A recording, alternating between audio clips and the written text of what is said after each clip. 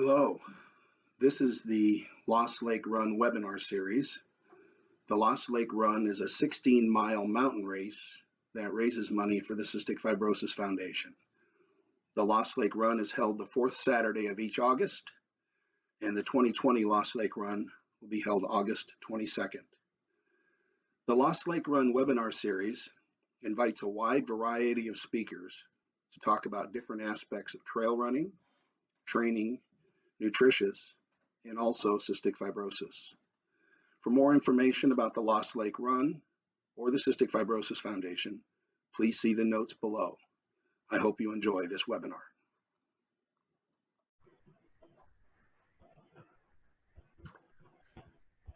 Good evening, everyone. Welcome to the, I believe it's the 7th Lost Lake Run webinar.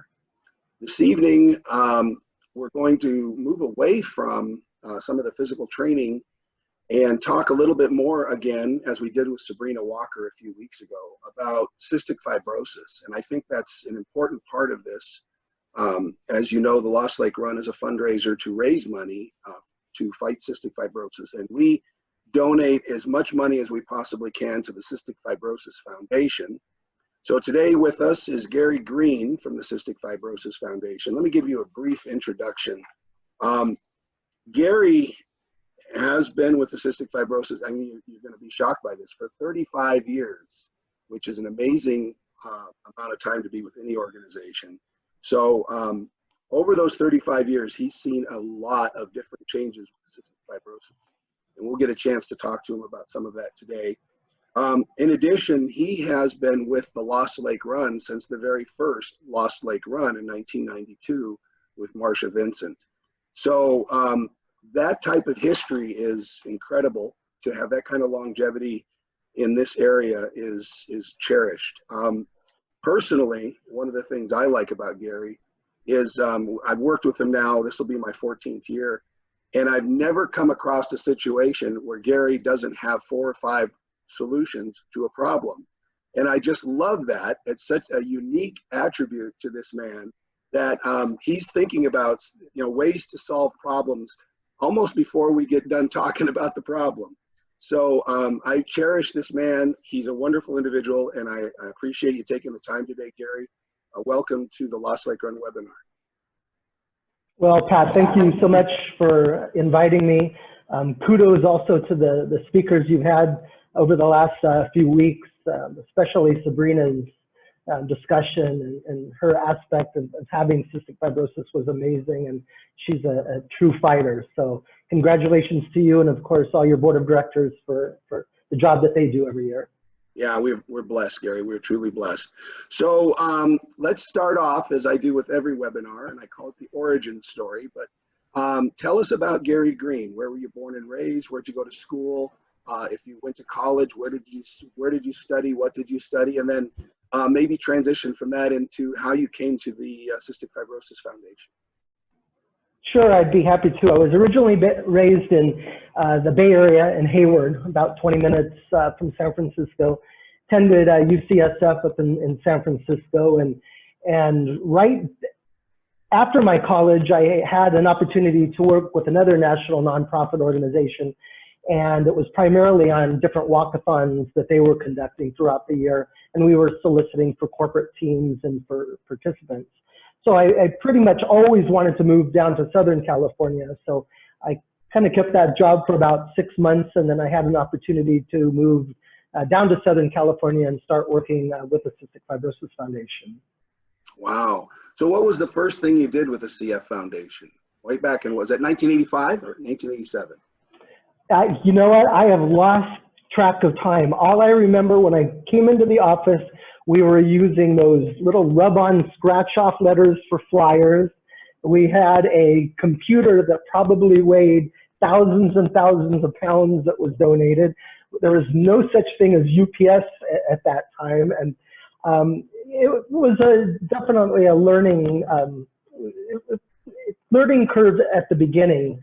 I didn't know that much about cystic fibrosis. I think the first 3 or 4 weeks that I was with the foundation, I attended 7 or 8 funerals, and I think the oldest person that passed away was about 6 or 7 years of age at that time. So I kind of looked back and I said, oh my gosh, what am I getting myself into? But obviously 35 years later, I've seen so much happen in terms of, you know, our research and patient care, and we're certainly on our way of changing the initial CF from cystic fibrosis to cure found very, very shortly. That is amazing. You mentioned that this was a childhood disease when you started at the foundation, and I don't mean to jump ahead too far, but just because you mentioned that, do you remember what the average age of a person with cystic fibrosis was in 1985? I believe when I first started, we were quoting about 8 or 9 years of age. I mean, it was very, very unusual to have the patients even attend elementary school at that point. So it's pretty devastating, obviously. So the foundation was formed, and we can go over the timeline a little bit later, but it was formed back in 1955 by a group of parents who just refused the unacceptable that their child was going to die from this disease. So they literally met in their living room in Philadelphia and started the foundation. And without that group of parents, we wouldn't be where we are today. And many of those parents are still involved. Oh, that's amazing. I mean, 65 years later, some of those original parents are still involved with the Cystic Fibrosis Foundation. Yes. Oh, very much so. I got chills on that one. That's awesome. So let's speed ahead just to show some people what the end of the story looks like a little bit. What's the average age today of someone with cystic fibrosis? Yeah. Right now, that we're quoting about 40 years of age or older. You know, fortunately, in backing up a little bit, 2019 was an absolute amazing year for us with the identification of Trikafta, a drug that literally shows promise for about 90% of the CF patients. And those patients that are on the drug right now are just seeing life-changing results as a result of it. Back in about 1997, we realized that cystic fibrosis is a pretty small population base. It's only about 30,000 patients. So we were not getting very many opportunities with the biotech industries and pharmaceutical companies. Really, why should they be involved with an organization that at best has 30,000 patients? They're not going to get rich overnight. So what we did back in about 1997, 98, is we developed a therapeutics drug development program where we decided to front the money for phase 1 and phase 2 studies. And so the biotech companies didn't have to invest any monies. Then when they saw that drug had potential, then they were on, you know, the bandwagon. And that's how many of the last 3 or 4 drugs, including Trikafta, came to be, because you know, obviously the results of those drug therapies were absolutely fantastic. So this, I mean, it seems to me this has turned kind of the drug development funding side on its side. It's instead of going out and looking at the National Institute of Health and some of these other large government organizations, National Science Foundation, for the basic research to do the drugs that might get into the pipeline. Here, the Cystic Fibrosis Foundation has come in and said, we'll get through FDA phase 1 and phase 2. And at that point, then we'll partner with someone, and we will then work on getting phase 3 approved and get it out for distribution. Has any other foundations, other disease foundations, now adopted this, what I would call an incredibly innovative model?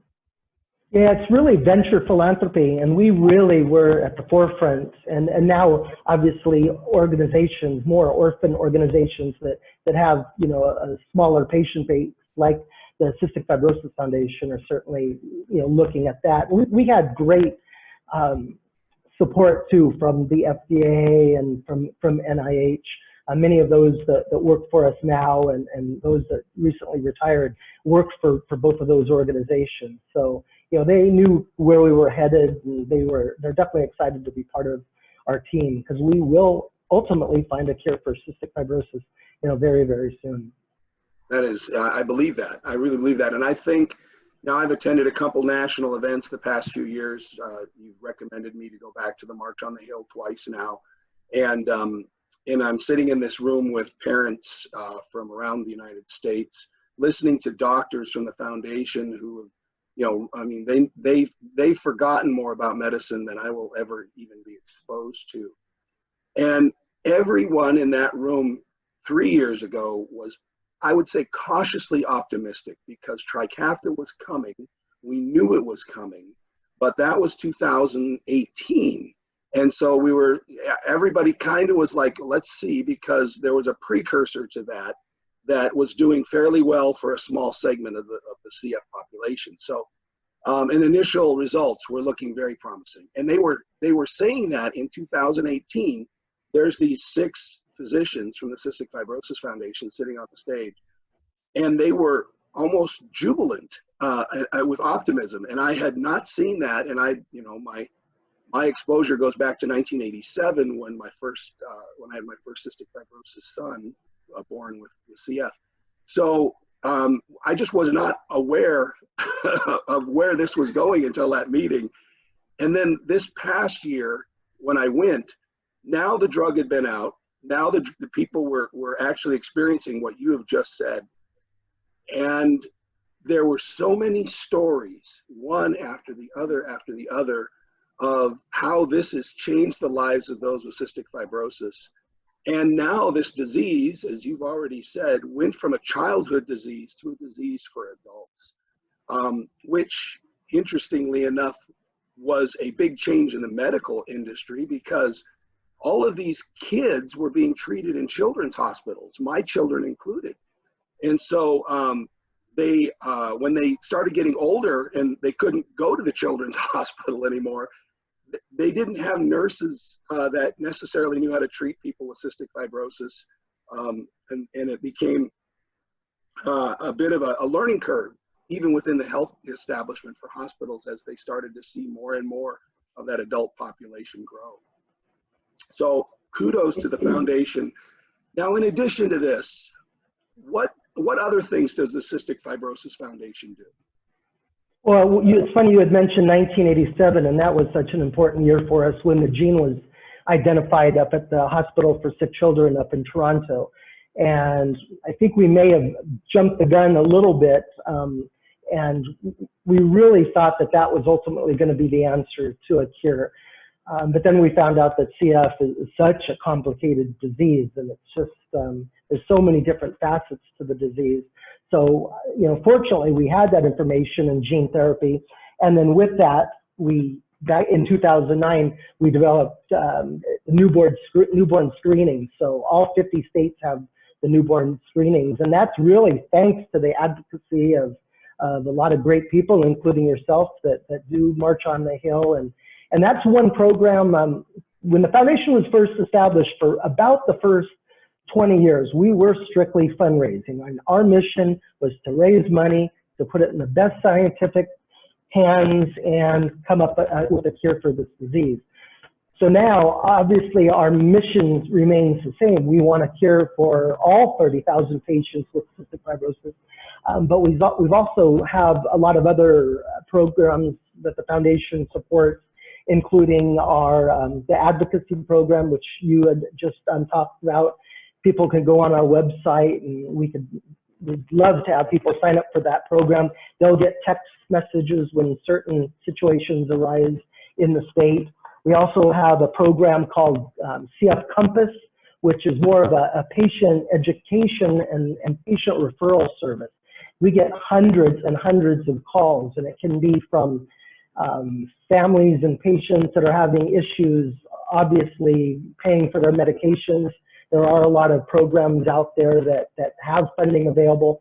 As you know, the medications are very, very expensive. We get a lot of calls regarding problems with utilities and rent, issues that the kids have at school with maybe not being allowed to leave, 10 or 15 minutes early to go to lunch or to go to the office to take their meds.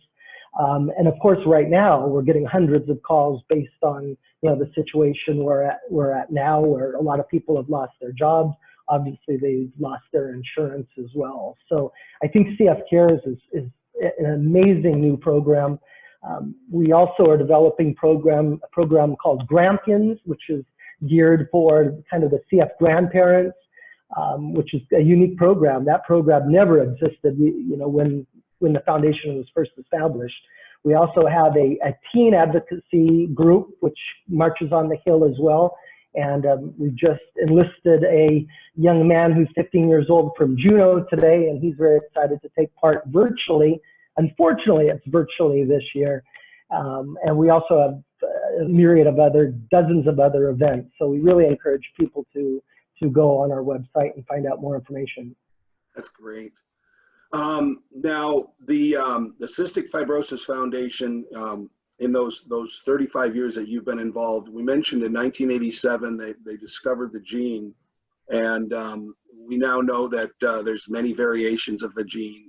The medication that they've developed that we talked about, Trikafta, addresses about 94% of those people, and the other 6% of that population have other genetic defects. And they are working on medications for those 6%, which is... Absolutely. I mean, one of the issues right now, we still do have a lot of research going on. Unfortunately now, because everybody's stay at home, our Boston lab is a very important resource for us, and they're not, allowed to go into work at this point. So, we're kind of holding back a little bit, but, as soon as we can get back into our offices and get back to work, then we'll certainly, look at all these other programs. We also do have a couple of new drugs that are on the pipeline, and now we are really investing a substantial amount of money to have virtual visits as well. So we're able to send out a piece of equipment, which I forgot what the name is. I think it is a device which helps with the PFTs and the lung functions, but now that the patients can actually talk to their doctor virtually, as well as the entire CF team, social workers, nutritionists, and they don't even have to go into the care center to get that treatment. Oh, that's fantastic, especially if you're not feeling well. Even the travel to the clinic can be a challenge, and then clinic visits are, it's a day. It takes time to get there, and you got to sit and you're waiting for each one of those practitioners and the doctor. I'll throw a curveball maybe at you here.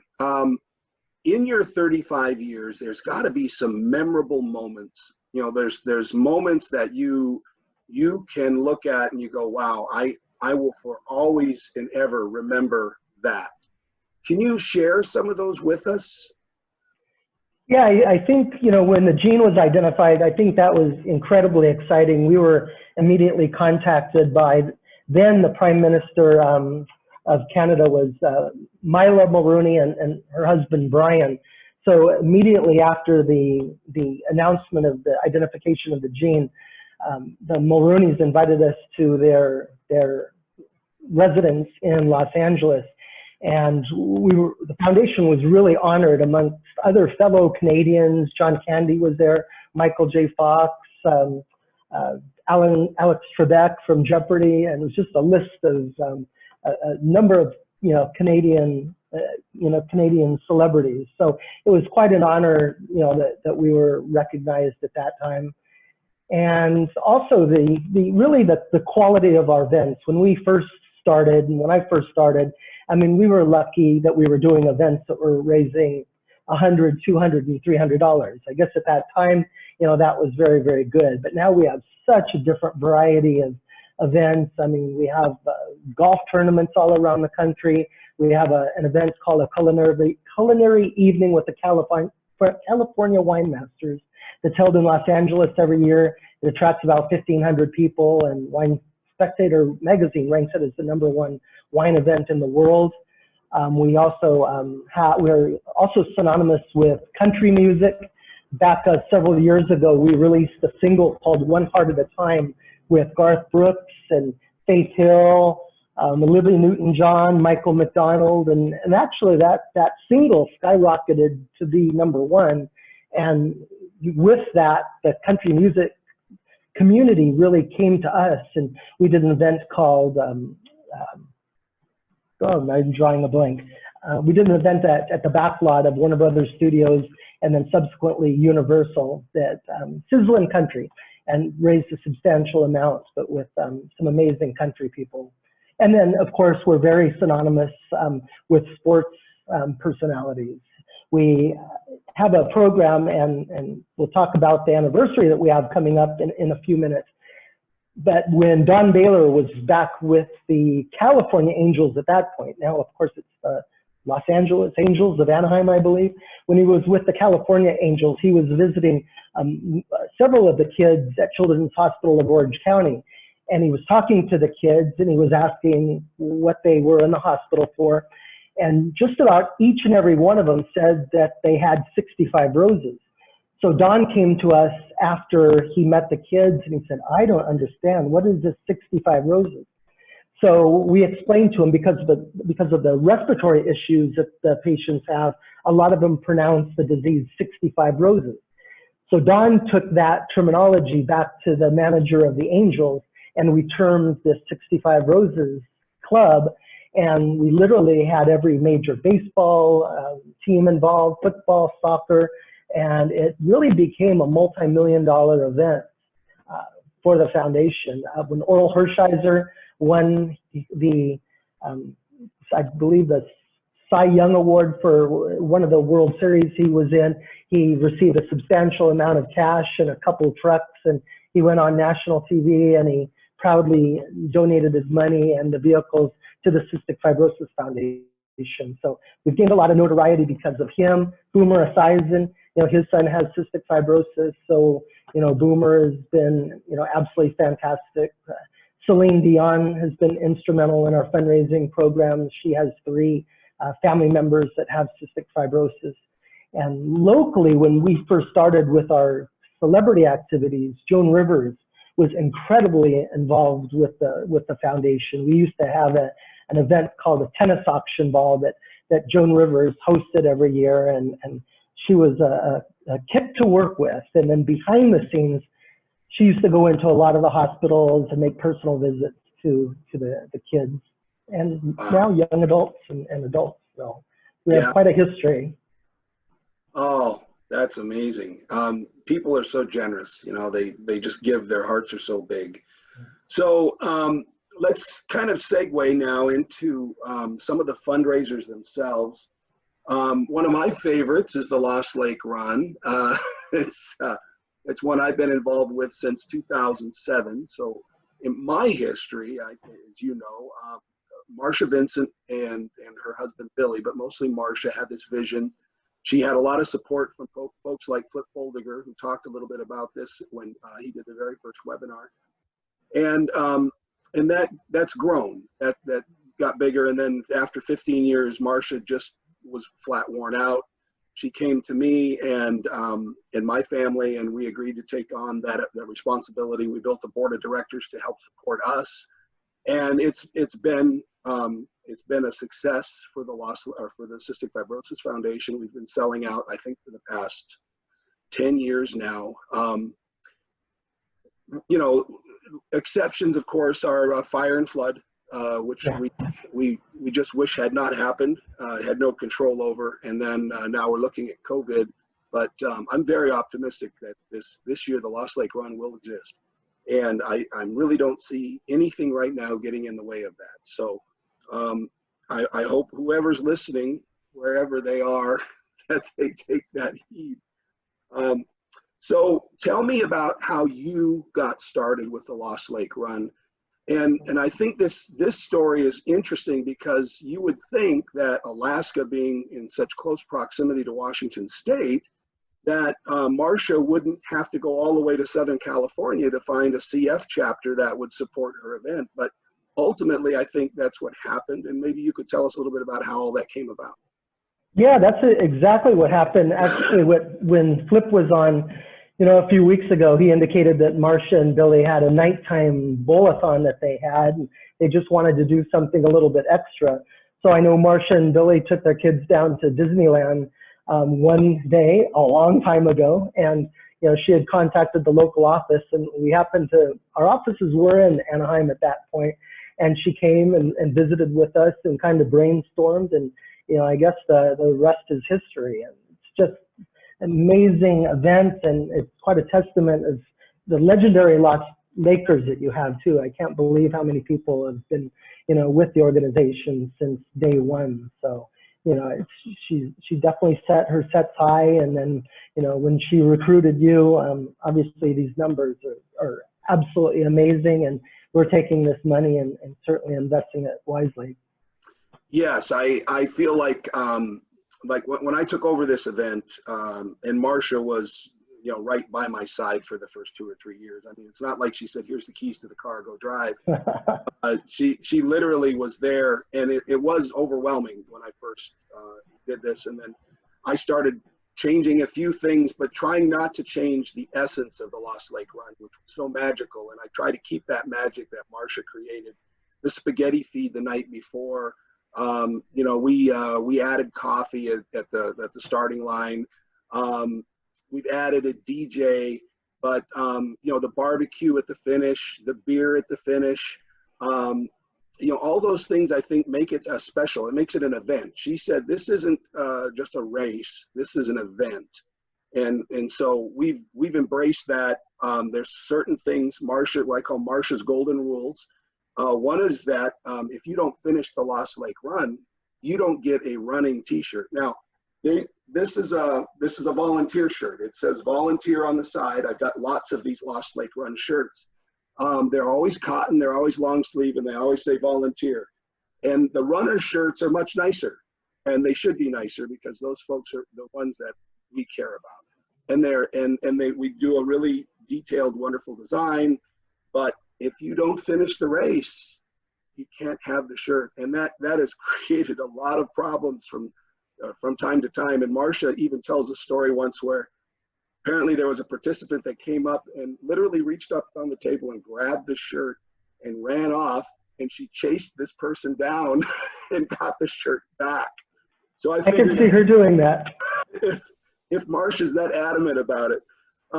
So have you come up every year since 1992?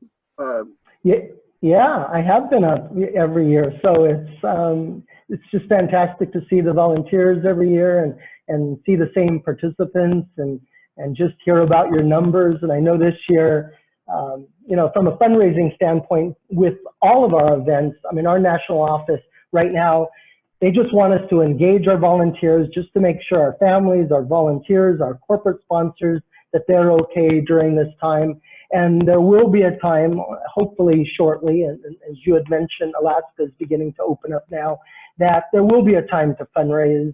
And fundraising for programs like this is very simple. Our national office actually just tested a pretty small number of mailings and emails out to some people over the last couple weeks, and they were just pleasantly surprised that the average return was more than they expected, and the quantity of the responses were good too. So it's not like we're shutting off funding completely right now, but people have lost their jobs, or in the financial conditions right now are just very sketchy. But hopefully in another couple weeks, people could, look through their contact lists on their phone and their Rolodexes and, get that list of family and friends and shoot them an email and, remind them that they're participating at the end of August and hopefully make a donation. And you have a couple different platforms in order to do that. Yeah, we're very fortunate that our run does exist at the end of August, this year for certain. Last year I wouldn't have said that. Last year I wanted to be in May because there was no fires in May and there was no flooding in May. But it is great because there will be an opportunity for us to, I think, find our new normal with this, with COVID, with coronavirus. And we may, I don't know, you're on our board, the board will continue to discuss. We may make some alterations to things this year to be so that we're fully compliant with both the governor and the federal regulations and what the CF Foundation is requesting. But I still believe, given all that, we'll have a Lost Lake run, and I think it'll be a successful run this year. So we're working through some ideas, but I definitely see this happening. So Now, you've also been involved with another fundraiser in Alaska called Shoot for the Cure. Can you tell us about that? Yeah, we were actually contacted by Karen Ray, who is a very, very busy woman. Her daughter has cystic fibrosis, Maddie, and she does an event every year. It's called Shoot for a Cure. And originally, I got a little nervous when she said, would you like to be the beneficiary of Shoot for a Cure? I said, oh my gosh, what's our national office going to say about that? Then I realized it was skeet shooting, and I went up there and I actually had the best time, and I didn't do too bad for my first time skeet shooting. So I still haven't ran or walked Lost Lake yet, and don't know. I was helicoptered up to the top at one point, so I did get to see it. I did get to go up to the top. What an amazing view. But Karen has done a fantastic job. She raises about $50,000 every year, and she's been great too, helping out with advocacy. And I know lately there was an issue that was pretty important in the state, and I know you were, involved with that. And I believe everything worked out. You probably have more information on that. We did a posting on Facebook. So the issue was actually brought to us by Sabrina Walker, and she found out that the state of Alaska was had a crisis plan wherein if there was contention for respiratory equipment, in particular ventilators, that they had decided that those people with cystic fibrosis, as well as a bunch of other diseases, certain types of heart disease and cancer and so forth, that those folks got second-tier status simply because they had the disease. It didn't have anything to do with how good their outcome might be or what their current health status was. So what we lobbied for, and I guess lobby's not the right word, but we went, and it was Karen and myself and Sabrina. We put the Facebook post together. We asked the governor to remove that language to make each and every one of the cases evaluated based on its merits. So if there was somebody that was sick and they had cystic fibrosis and their outcome wasn't as good as the person next to them and there's only one ventilator, well, then that would be the choice to be made. But it wouldn't be just out of hand done simply because that person had cystic fibrosis and that person didn't. And so Karen was the one that really carried the water on that. She was able to get a meeting with the Commissioner for Health and Social Services, Adam Crum, and a Chief Medical Officer, Dr. Zink, and explained the issue. They were fully on board, and 10 days later, they republished those guidelines. That stuff was removed. So my hat's off to Karen. She did a fantastic job on that. And really, what was also really critically important was that Sabrina realized this was an issue and brought it to our attention. And then we worked with National in terms of, how do we do this? And there was a few folks there that were really instrumental. So yeah, it was a very coordinated effort, but it sure came together well in the end, and we had a great outcome. Good to hear. Yeah. So Shoot for the Cure, how long have you been involved with that one? That one I've been involved with 5 years, I believe. So it's just a great event too. We go up every, well, I think this year it was postponed, but normally that's every summer. Yeah. Now, do you have your other events that outside of Alaska that you do? Oh yeah. Tell me about the one that I've actually personally been to, which is Hook the Cure. It's in Vallarta, your hometown.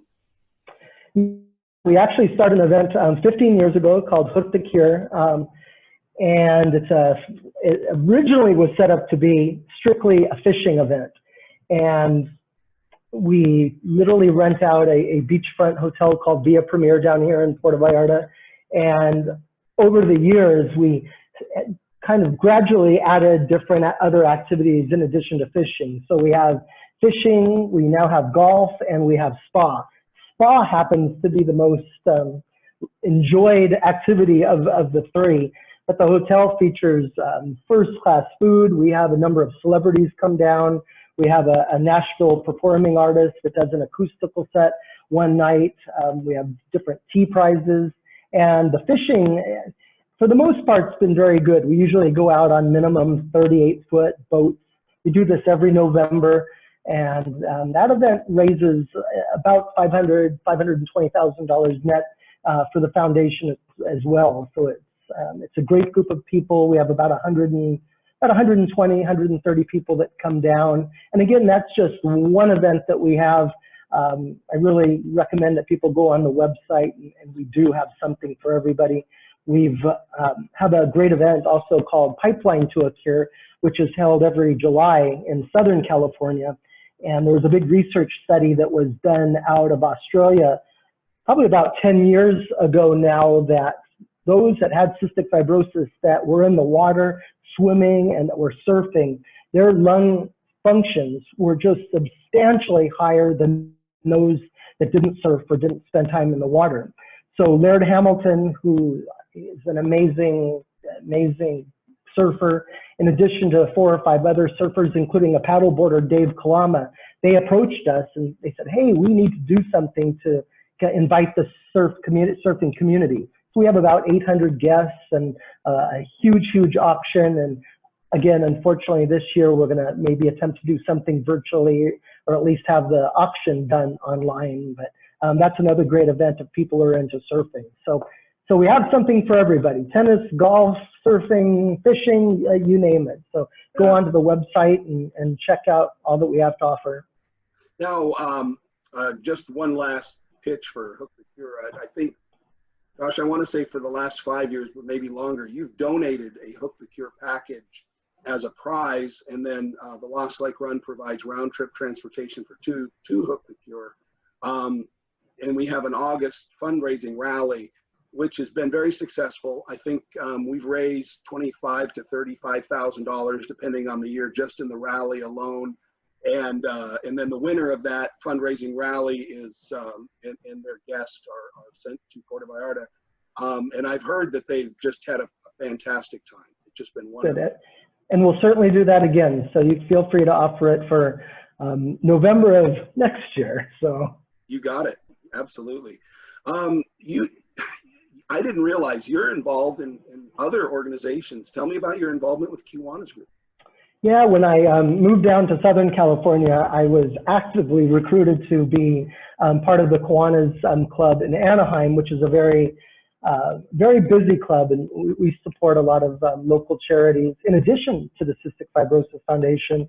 And about 3 or 4 years after just becoming a member to becoming president, then I became lieutenant governor for California, Nevada, and Hawaii. So it required quite a bit of traveling and a lot of meetings, but Kiwanis does a very good job kind of at the grassroots level. And one of the things that Kiwanis takes a lot of pride for is that they also sponsor Key Club International, which is the largest high school service club in the world. And these kids donate thousands and thousands and thousands of community service hours.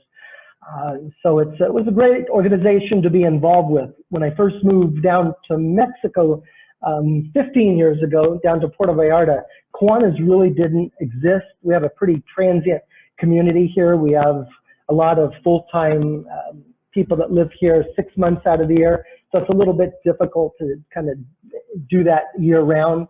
But I'm involved with the Rotary here. Then I also am chairman of a production of a Heroes calendar, which is a calendar that features the men and women of the lifeguards. The average salary down here for the first responders is only about 8,000 pesos, which at this point is about $400 a month. So we generate a substantial amount from the calendar, and we provide additional training for them. And also one of the biggest requests that they get, which is kind of unusual, are those for bee hives in construction area, that the construction workers are out there and they're, banging away and they hit a beehive. And before we became involved with the calendar, the firemen were going in there, literally wrapping themselves in plastic, and said, okay, no, the first thing we have to do the very first year is we need to get you guys some, protective uniforms, for that particular situation. And now we're doing more for training. I'm also involved with the Mardi Gras parade down here, Carnival, every year, which attracts about 30,000 people and about 60 different floats, and it happens to be one of the largest parades in Mexico. So it's exciting, and we get a lot of tourists that fly in for that occasion. So I like to keep busy. So not only do I have events for CF, I also am the director of corporate development. So I work with a lot of corporate sponsors for CF, including BJ's Restaurants. They have about 120 restaurants throughout the country. I'm not sure if they're in Alaska, but they're definitely in the lower 48. And they have a special dessert called a pazuki, which is a deep dish cookie that's in a pizza dish and with great ice cream on it. And we get a percentage of all of those that are sold, and all of the openings that BJ's has throughout the year. All that money goes to cystic fibrosis as well. So they've been longtime supporters of the foundation. So it's nice to have corporations involved, as well as the grassroots community. That's wonderful. The BJ story is one that's very interesting to me, because it was a situation where the founder of BJ's had a daughter still alive with cystic fibrosis. I see him on a pretty regular basis at some of these national events, and then he sold the company, but BJ's, after it was sold, the new ownership continued supporting the Cystic Fibrosis Foundation. So my hat's off to BJ's. What a wonderful organization, and to be able to keep doing that is really fantastic. So, and his daughter just gave birth to a cute little baby about a month ago. So we're really happy for Stacy. So now Stacy's a mom, and he's a grand. Yeah, that's great. Exactly. Oh well, now what was it? The grandkids, the Grampians. Yeah, now that's right. He's an honorary member of the Grampians. He's a Grampian. That's right. So this year marks 65 years of Cystic Fibrosis Foundation. Tell me a little bit about what types of things is the Cystic Fibrosis Foundation doing in this hallmark year? Yeah, well, right now, a lot of the chapters, we have 60 offices around the country, and within the last 2 weeks, each office has put on a pep rally to salute the local corporate sponsors, some local volunteers, mission moments with those that are affected with cystic fibrosis. And it's really a kickoff for our big 65th anniversary party, which will take place virtually on June 5th, so 6/5 at 5 p.m. time, so 1 o'clock your time. We're expecting thousands of people to call in. People could register at cff.org on our website, and we have some special surprises and some special guests, and they'll learn what more is happening in terms of CF, and it's just going to be a great celebration, celebrating some amazing accomplishments over the last 6 decades. Yeah, it's amazing. Well, as I kind of wrap this up, I always like to, especially someone who's got 35 years in an organization, where do you see the CF Foundation going? I know that there's probably some goals and visions that the CF Foundation has. Cure Found is one that I know that they're adamant about. We also mentioned that they want to find the equivalent of Trikafta for 100% of those with cystic fibrosis. What other things do you see in the future for the Cystic Fibrosis Foundation as some of the things that they're going to be focusing their attention on?